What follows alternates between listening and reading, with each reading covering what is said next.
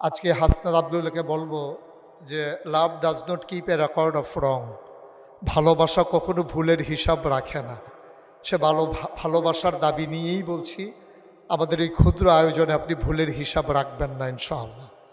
আসসালামু আলাইকুম ওয়া রাহমাতুল্লাহি ওয়া বারাকাতুহু।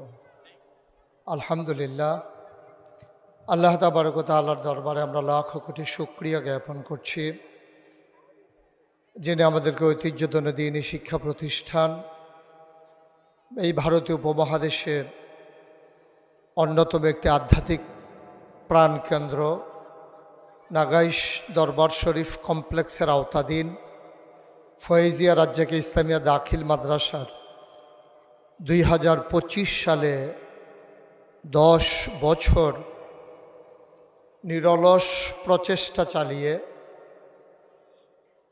এই প্রতিষ্ঠানের একেবারে প্রান্ত সীমায় এসে যারা পরীক্ষায় অংশগ্রহণ করবে তাদের দোয়ার লক্ষ্যে আজকের আয়োজনে উপস্থিত হয়েছেন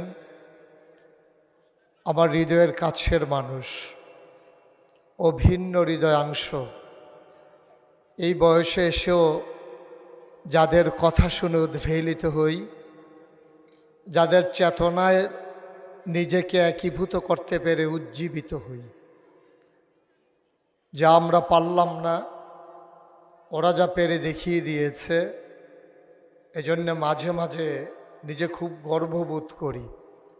আমাদের পরবর্তী প্রজন্ম যারা যাকে আইডল হিসাবে মেনে নিয়েছে, আইকন হিসাবে মেনে নিয়েছে, আমার আদরের ধন, আমার কলিজার টুকরা, মঞ্চে ময়দানে যখন কথা বলি যাদেরকে নিয়ে প্রাউড ফিল করি, গর্ববোধ করি, তেমনি এক অকৃত্রিম ভালোবাসার ধন বাংলাদেশ বদলে দেওয়ার জন্য যারা জীবন বাজি রেখে লড়তে শিখেছে এবং দৃঢ় শপথ গ্রহণ করে যারা বাংলাদেশকে জগদ্দল পাথরের হাত থেকে মুক্তি দিয়ে নতুন বাংলাদেশ বিনির্মাণে স্বপ্ন দেখাতে যারা আমাদেরকে একীভূত করেছে, সেই স্বপ্নের ফেরিওয়ালা যারা যৌবনদীপ্ত প্রাণ, আমার কলিজার টুকরা, আমার আদরের ধন হাসনাত আবদুল্লাহ, আমি যাকে নিয়ে প্রাউড ফিল করি।